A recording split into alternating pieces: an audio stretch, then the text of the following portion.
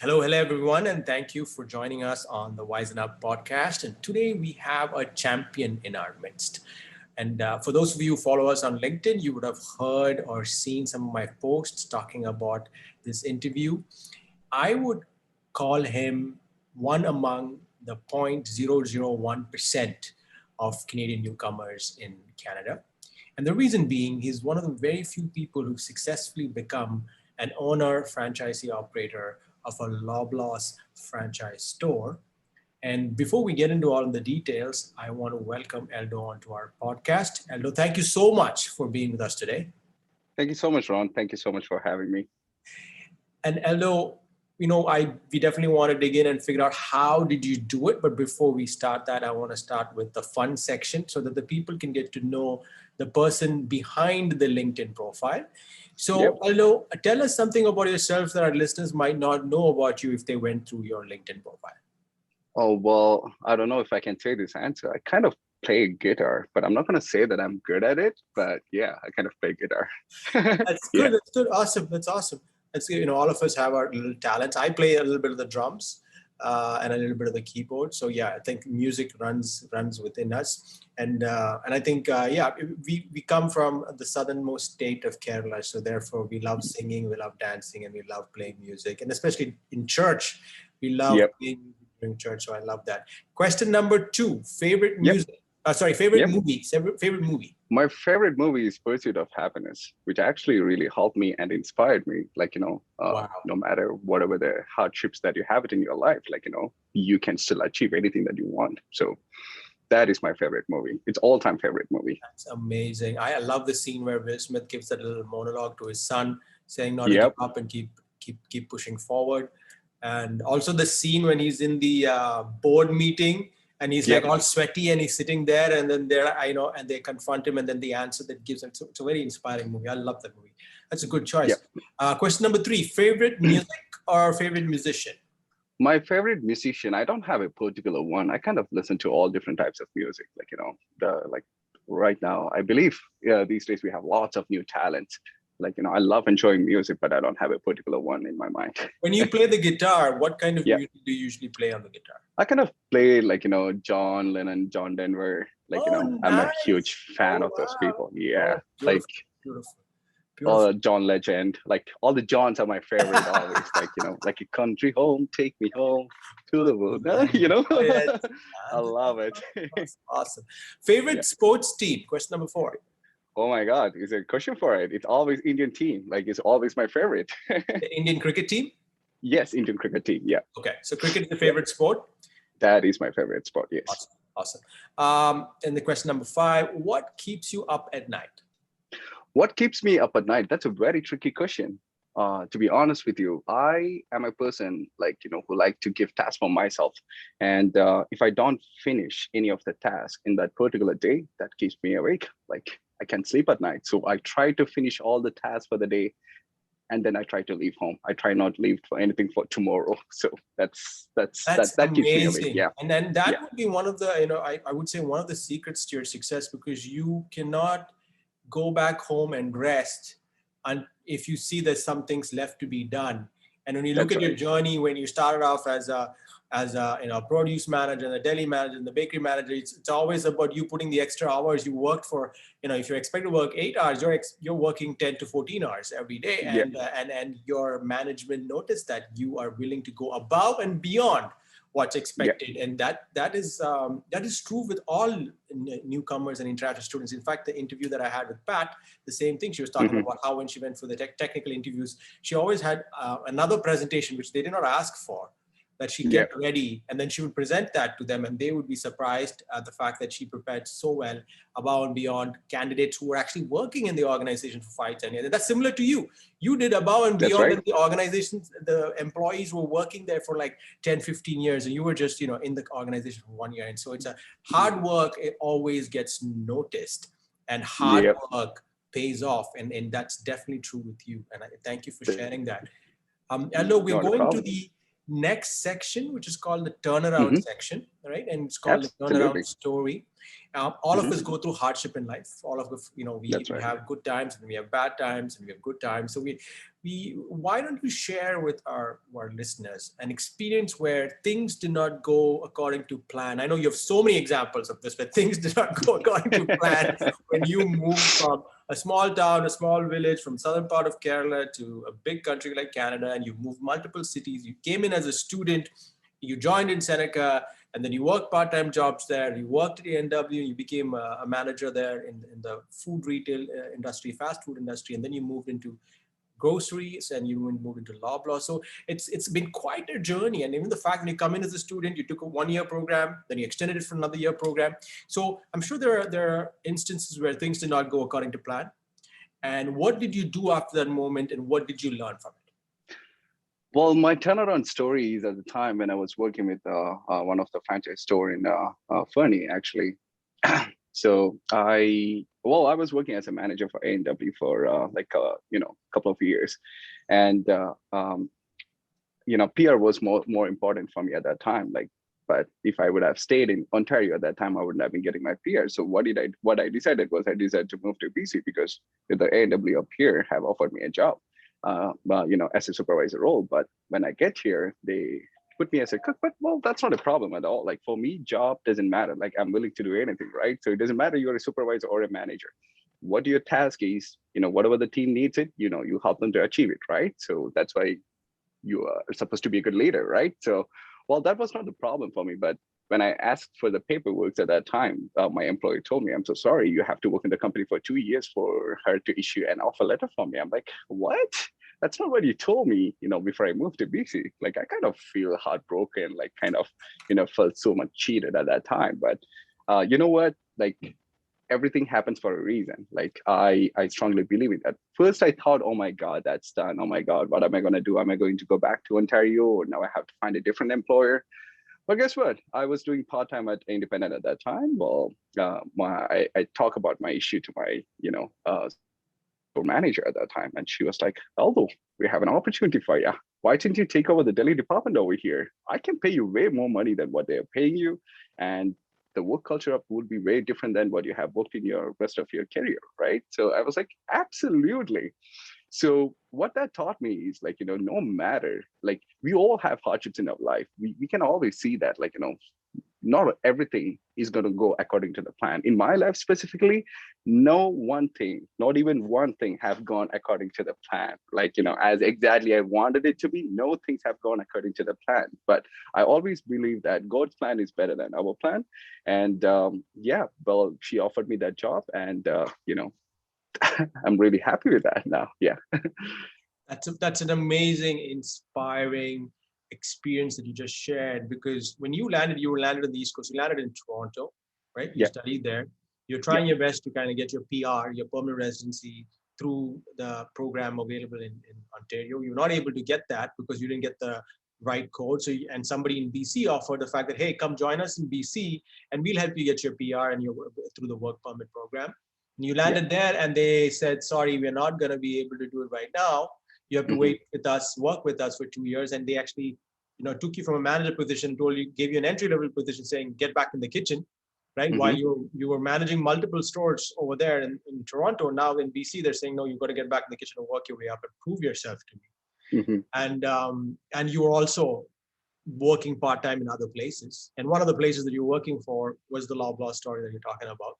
And That's the right. manager over there heard your story and said, hey, you know what? Instead of working part-time here and working there, why don't you come here and work full-time and take over our Delhi department, right? Because that Yeah. definitely shows the fact that they were watching you. They loved your work ethics. They loved the fact that you were hardworking and that you understood the work culture and that you were willing to go above and beyond to perform. And that's why they said, hey, even though you're an international student, even though you're on a work permit, why don't you come here and work for us full time? And you said, why not? And in spite of the fact that you built an entire career in the fast food industry and came up to become a manager of a store or manager of multiple stores, you decided, I am willing to go and start here from scratch again. Anything to help me achieve my goal to become a permanent resident. And I'm sure you had days when you were disappointed. I'm sure you had Yeah. days when you had self-doubt. I'm sure That's you're right. feeling frustrated. And many of the listeners don't know the backstory, about what we caught about. I mean, you obviously, like all international students, took student loans, took loans from back home to come to Canada. to get Yep. your admissions at Seneca, and then to continue Yep. your program over there. And then you also went through a difficult time when your dad was not keeping well, and then That's you right. had to help him and help support them too. And so that was difficult too, right? And you That's true. being the only son and the oldest child. And Yeah. so being here and not being able to support your dad, but at least being able to financially support him, and then worried about, okay, will I be able to stay here and continue to stay here and get my PR and then eventually get my citizenship? And having all the, the burden of family problems, financial problems, work problems, career problems, and trying to stay optimistic, That's right. right? And then focusing on, okay, what's next? What can I do that can help me move forward and not get stuck in the spiral, right? And I thank you so much for sharing that, because a lot of people in the newcomer community face these challenges: financial challenges, family challenges, not being able to establish their career, not being able to get their PR, not understanding what path to take to even get their PR. So thank you so much for sharing that. A quick drill down question. Yeah, absolutely. What was the difference between the PR process in Ontario versus the PR process in BC? Meaning, was there there must be a reason why you decided you change? That's right. On 2015, if I would have been staying in Ontario, like you need to have a manager position. You need to have at least 660 points was the minimum CRS score at that time. Right. But staying in Ontario to get into the OINP Ontario nomination program was pretty difficult at that time because they only call for only 5,000 applications or 25,000 applications. I don't remember on top of my head. But BC had better opportunity at that time. I mean, a lot of employees were looking for people, like a lot of opportunity with it. Like most of the fast food restaurants were just, ready to hire the people because they needed a lot of people to work, right? So that's one of the reasons which made me move to BC. Actually, one of my friend who worked at this A&W restaurant is the one who asked me to come down on over here. He's the one who get me introduced to the manager over here, and she's the one who offered me, all these things. But then, once I moved, I realized that it's not just me who is like this. There's a lot of people. There's a lot of people who are like me, who have gone through the same situation like me. I still know a lot of students who have been paying a lot of money to the lawyers just to get the title, just to get that job at one of the restaurants or whatever. They are paying money to the lawyers to get the job, and I just don't think that's really fair. And because as you're an international student, it is so easy for the employers to do that to you because you are desperately in need of permanent residency. So in Ontario, you needed 600 points. Now, when you went to BC, did you still need 600 points to get in, or did the BC? Yes, I needed 600 points, but it is easy to get those points because as long as you get the BC PNP, you get extra 500 or 600 points at that time. I would say, yeah. So you can. So it's the your chances nomination, of the getting PR PNP was pretty program. So high. the BC PNP was easier to get than the Ontario PNP. That's what you're saying. Yes. So the BC PNP, if you're working as a manager in a retail store, a fast food store, or say a grocery chain, you are eligible, or there's a lot less competition, so you're more eligible to get the BC PNP. Versus in Ontario, if you worked for a McDonald's, like a manager in McDonald's or A&W or even some grocery stores, Yeah. your code is not eligible for Ontario PNP? No, the code is still eligible, but the amount of application which the Ontario government was taking was less. Yes. So you obviously want to increase the chances of getting your PNP, and moving west increases your chances. That's right. Awesome. Yeah. So the next section we go to is the Canada section. And we want to know, we call this the $1 million question for all the people who are thinking of coming to Canada. Why Canada? Why did you not choose, UK, Australia? Was it because of work-life balance, future for family? Was it because you had friends, better job, money? Like how did Canada happen for you? When you're in India, how do you see the rest of the places? What I see is just the travel stories. You see the places in movies, right? Trust me, I loved Canada because the snow and, I kind of like skiing. I never did it. I wanted to do skiing. I wanted to do the, snowboarding, and there's no better country than Canada to do that, right? And that's one of the reasons. The other reason is we have a better culture in Canada, in terms of work, in terms of personal life, in terms of money, and in terms of like if you are willing to do anything in Canada, like it is possible. Because I know there's like few countries, like, same in India too. Like, if you want to get into the pipeline, there's lots of politics. Politics is what it plays you in the right position. It's not your hard work. No matter how hard you work, no matter how better the results it is, like if someone doesn't like you, I'm sorry, you cannot go, higher up. I did work as a HR recruiter for a few companies actually, and I realized that's not. I don't think that's fair, but in Canada, I know if you put yourself 100%, anything is possible. It doesn't matter a job that you want to try. It doesn't matter a business that you want to try. It doesn't matter, like, a culture that you want to learn. Like, a lot of people are here to help you, and they are willing to support you. Like, they see you putting 100%, they will put 200% on you. And guess what? They will invest it on you. If they see that you have a better talent, they will do that to you. So, to anybody who is planning to come to Canada, this is a dream country. And if you think that you have a dream, and you can definitely achieve up here. That's brilliant to put. I mean, I remember you telling me that if you go into the interview saying that I am willing to learn, I'm hungry to learn, I don't know anything, my English is not great, but I am willing to put in my 150%, people are willing to step up and help you and mentor you and coach you. And that's what's happened in every step of your life. If you look that, at exactly, like for me, like when I was working at AW, like I do talk about this to my staff, when I took over the store too. Like I told them, like when I came to Canada, I did not know how to speak English. Like, well, I knew how to speak English, but I was nervous. I like the accents, like I had issues with that, like to understanding what people were trying to say.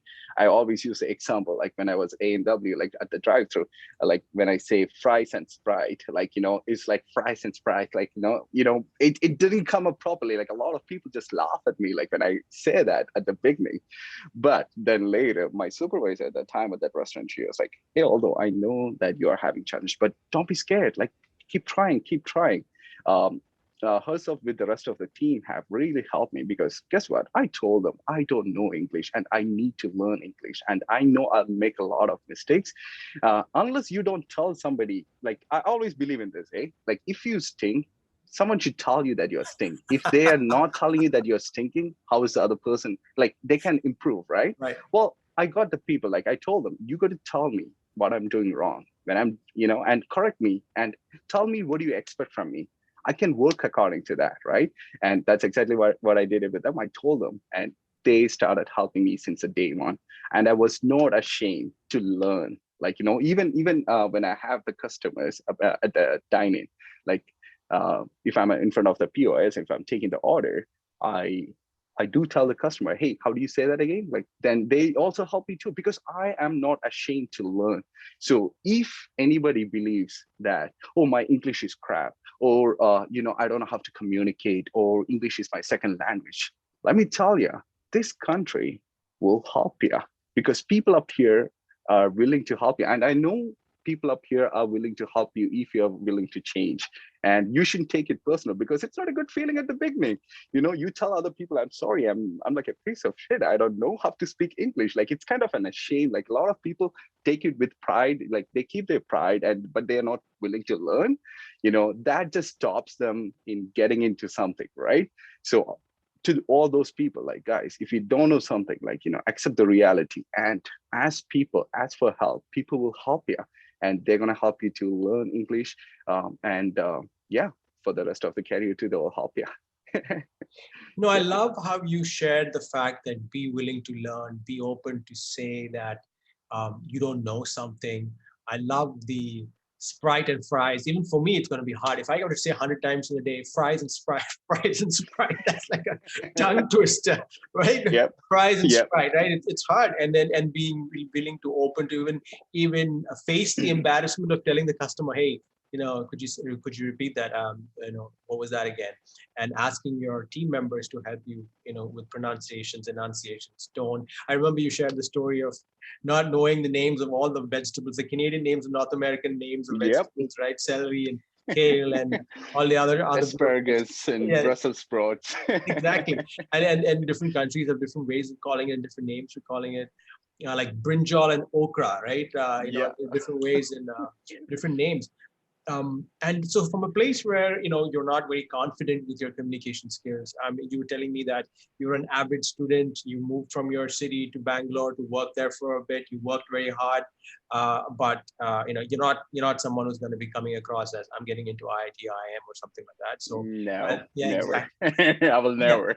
yeah, and then, but you always knew that you wanted to be an entrepreneur, that you wanted to start something on your own, and then you Yep, chose Canada, and you said that's right. because maybe it was skiing, you wanted to snowboard, you loved the fact that there was snow, and then you landed in Canada, and now you've become an entrepreneur, right? Yep. You are running your own store. You're an owner operator, and the store has a revenue of over $25 million, and that blows my mind. I think that's even higher than a Tim Hortons franchisee, or even Subway, because when you look at the newcomer community, you'll see that they have Subway franchises, they have Tim Hortons. What are the other franchises there? McDonald's, A&W, the bubble tea place. What's it called?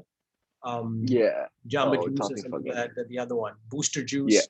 Yeah, and I've seen that, and I've seen people who own multiple of the stores. But your one store is 40,000, 35,000, 40,000 square feet, and you worked yourself, through each department, mastered Mhm. each department, connected, network with people who are owner operators, other people who have done it before you, understood what it took to make it there, ensure that you had ample support, resources, both in terms of human resources and financial resources, arranged everything to be, get your ducks aligned, basically, because you're looking at a big investment here. Yeah, And people recognize that fact that you are a leader, that you can lead, that you can manage tough conversations, especially in unionized environment, that you can motivate your people, that you can develop them to be the leader they need to be, to that's manage right. those departments. And so, for our listeners, Mhm. how does one become an entrepreneur in Canada? What skill sets, what qualifications, what experience do you need to be successful in that? Or what would you tell them? I would tell them all you need is just one skill, willing to learn, understand, and implement. So that means, if you have a mindset to make a thing happen, you can be an entrepreneur. It doesn't matter whatever the job that you do, it doesn't matter whatever businesses you want to get in. There will be always hardships. There will be a lot of hardships, not just one or two or three or four. The hardships are just going to be on your way because as a business, like if you once you own your store, guess what? Every day when you go in, there's new problems. Like you should be a good problem solver. Like you should be able to, you should be willing to understand what the problem is rather than reacting to the situation. You should understand your team better. So like as long as you are a person who is willing to make a difference, who is will no matter what it happens, like I am going to get it done. If you have that kind of attitude, you can definitely be an entrepreneur in Canada. And I also recommend, like you definitely need some sort of people skill. Of course, when you're a when you're a leader, you have to lead the team and you should understand your team. When you say understanding the team is not just about uh, you know asking them, hey, how's the work? No, like being a good leader is more about talking about the work stuff. Like understand a person. Like sometimes some people have their personal problems, like sometimes they might have health issues, sometimes they have family issues, sometimes like they might have a million issues, right? So as a good leader, if you see a good skilled person who is working for you, you got to understand them and you should be accepting some certain things too. You probably won't like it. For example, you are having a busy day, but you see your staff is not productive enough. But guess what? You shouldn't go and give a crap to the colleague just because that colleague is unproductive on that particular day because they might have several issues. But if you're taking care of that colleague, yeah, maybe on that particular day you do not get all the productivity, but they will do the better job for you the next day when they are feeling better. And I have tried it with my 112 staffs in the store. Trust me, they are doing such an amazing job and I have the better team. So being a good leader is very important, and yeah, willing to take challenges no matter whatever the challenges which is coming in front of you. Just work on it and fix it. Don't give up. Don't give up. It doesn't matter even if you have issues with the unit. It doesn't matter even if you have issues with the products. It doesn't matter you have issues with your corporate. It doesn't matter you have issues with your other colleagues. Find a solution. Be a problem solver. Be the person to solve the issues, not the person to talk about the problems. And most importantly, be positive. your approach should be more positive on anything that you try to do it at the store, because you can lead a conversation positively and you can lead a conversation negatively. And anything that I have learned these days, these things I've learned it from my previous bosses. I got a good opportunity. Like there's like few people I look forward, I keep it as my mentors. Like one is Kevin Lee, who was my previous boss, and the other one is John Lake. He's my district manager. Like whenever they come into the store, whenever I work with them, whenever I talk to them, even if it's like 2 minutes I chat with them, you have no idea the amount of inspiration that you're gonna get is way higher. So even if your day is super bad, all it takes is that 2 minute conversation with them. You're like fully pumped up, like as if you just had a coffee with 3 shots of espresso on it and you chuck it and then you get back to work, right? Like full go on, back on, right? So it's just like that. So, those guys were really helped me out, like, to develop myself. So yeah. Wow, your passion definitely comes through when you answer that question. And it looks like it's those mentors who made that difference. Being able to call them, having them on your speed dial, being able to talk to them when you're stuck, when you want some direction. Because there are people that actually have, gone before you, who've done it, who actually That's accomplished right. it, who knows the problems and challenges that you're going through because they've done the same thing. They've been there, done that. And to Yep. have them as your mentors and being open and friendly enough to talk to them at any point of time, you took the time to build those relationships over Yep. a period of time before you decide to step onto the plate and then take on this big responsibility of a store with 112 employees and a huge revenue when it comes to Loblaws franchise owner stores. So, I mean, before you became an entrepreneur and a Hmm. franchise owner, you were an employee, right? You applied Yes. for jobs across different companies, different divisions, right from when you were a student, part-time jobs, full-time jobs. So based on your experience, how's the job search in Canada different from, India and other parts of the world? What is the difference in, how you apply, the resume, interview? And you said you had a little bit of experience working as an HR recruiter back in India. So Yes. what is the main difference that you saw? So back in India too, like, there's a lot of people who are willing to work. So it's really hard to find the best body out of it. But when it comes to Canada, we do have a lot of big pool of people. So as you are an international student, it is very difficult for them to get an opening in most of the companies, because a lot of companies are looking to hire the people for a long term. So some companies believe that, oh, if I hire this person, as soon as they finish their work permit, they're going to leave. So even if their work permit is just less than 1.5 years, they were like, oh, why are we investing the time into this particular person rather than a permanent resident, right? So it's just a what I see, it's a common practice. But to those people, what I can tell them, it's only very few companies which does that. But there are a lot of companies. There are a lot of companies who is willing to hire the international students. And the most common practice by, especially the people from our country, like as you can see, what is most of our people in our country works like, as a students, right? Either in the grocery stores or either in restaurants or like, on, or, like we do have a lot of people who works in the IT. We do have a lot of people who works in the banking too. But a lot of people settle the job for less, like as a teller at the bank. The part of the reason is as soon as they get the entry, they're trying to get too comfortable with that. But the reality is, if you really keep trying to get the job in big corporates, keep work on it. There are amazing internship programs. So go into the LinkedIn, follow those great companies, get in touch with the HRs, talk to them, tell them your passion, tell them what exactly you want to do, show them the work that you have did, right? Trust me, not everybody's going to respond to you right away, but they will respond to you. They see your messages, they see your emails, and they see that you're really, really interested. Show them you're really hungry, and they will definitely hire you. And to all my friends, I do suggest this to my friends too. Hey, if you choose a course in a college, you must have to get a job in the same field. Don't switch the industry because, for example, they finish their studies and, they probably might be somebody who have did business, but they're like, oh no, I'm going to go into IT, or I'm going to go into the retail, or I'm going to go into in the restaurant, right? Like that's not that they should be doing. Like if they have studied engineering, get a job in the IT industry itself. Don't even change your career to something else. Like, or if you studied accounting, get into an accounting firm, not something else, right? So and it's the belief, like right after you finish your studies, the first thing which is popping on your head is PR, PR, PR. Oh my God, that doesn't come on the category, right? But what I can tell them is, I have gone back, like, when I was an international student, right? Like I have gone back and started as a cashier at the store again, like, so I know that category doesn't comes in it, but I knew that if I'm working hard, if I'm showing my ability that I can do it, I know I can get promoted to the better level, right? So have that kind of attitude. That is definitely going to help them.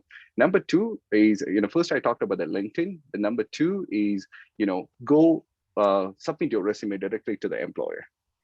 That is better than submitting resume through online, because when you submit a resume uh, uh, online, they are getting lots of resumes at a time, and it's really hard for them to find who you are or what you are, right? But sometimes it's just a first impression. When you're going to drop down the resume to the particular company, maybe that 2 minutes chat could make a huge difference in your life.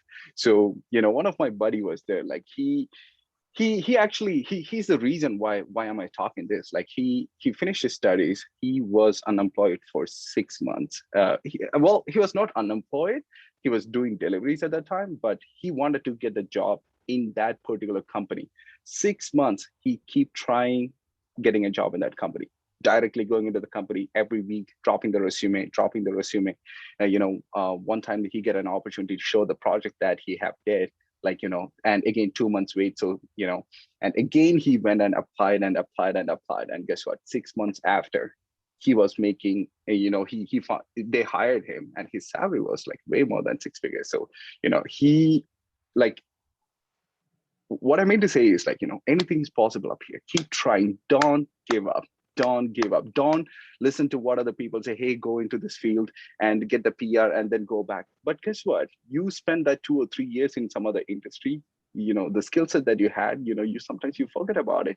Sometimes you get too comfortable in there, and you will be scared to get into the new one, right? So rather than doing that, right after you finish your studies, when you have your 3 years of work permit, guess what? Get into the industry that you really want to get in, even if the category doesn't help you to apply for the PR. Like, talk to your supervisor, like show your passion, tell them what you wanted to. They will help you out to get where you want to. So that's my piece of advice to them. Hello, you mentioned that you also hired international students at your current store. Yes. You helped international students who were actually in the same boat, who were trying to look for PR. So my question to you, as and we've come to the final part of our podcast, is are Yeah. there any insights you can provide to new immigrants who are looking to move to Canada, especially international students? Any specific tools, blogs, forums, Facebook groups that could help them? Any specific certifications or courses? Like, what would you advise international students who are thinking of moving to Canada? So I do have a lot of international students who is working in my grocery store too. But guess what? All these students, when they started as a cashier, all of them have started from the bottom level too. But they are my managers now. But most of them eventually want to own their own store. I'm helping them, I'm coaching them, I'm training them to be successful, just like how my peers helped me to achieve what I wanted to, right? So I would recommend anybody who's planning to come to Canada. There's like so lots of certification courses in India. For example, SAP. It doesn't matter you do SAP in India, or it doesn't matter you do SAP in North America. It will be really helpful because a lot of companies do use SAP. Financial accounting courses. It's pretty much the same, right? Like engineers, for those engineers, computer engineers, I would just tell them .NET, Java, like all those courses would be really a good asset for them. Yeah, but I don't know much about it because I haven't researched much in that area. But anybody who I know, I would just recommend them. Like if you're in a business background, learn SAP. If you're in a computer background, learn the different programmings, right? And Canada have a lot of opportunities. There's like lots of new startup companies, like especially in IT industries, is in Canada. So that will really help them out. So what about for students? Like, were there any Facebook groups that you joined when you came in as a student? Was there any blogs that you followed, anything that helped you? Well, I haven't. I'm sorry. Like I haven't did much of a I didn't get into much of the Facebook groups or anything. But when I was in college, using the college groups, like, to understand what's going on, like if there is any openings available within the college, they post in those websites. So also or on the Facebook groups, which you can easily get to know and go drop your resume right away. But LinkedIn is going to be the biggest asset for you. Like, you use the I LinkedIn I wisely, agree. right? I agree. And Create I your wish more profile. people, more international students spend time on LinkedIn rather than Instagram. It's Exactly. if you spend that much time on LinkedIn, you would have got your job by now. That's why. So Exactly. the final words of wisdom for those who wish to move to Canada. Anybody who is having a willingness to do anything in their life, this country will help you to achieve it. So no matter what it is, no matter how big it is or no matter how small it is, this country will help you to achieve it as long as you have an attitude to make it happen. Thank you so much, Eldho, for being with us on our podcast today. It's such a pleasure for having you, and you are such an inspiration. And I'm sure this podcast will inspire all our listeners. Thank you so much for being with us. Thank you very much, Ron. Thank you so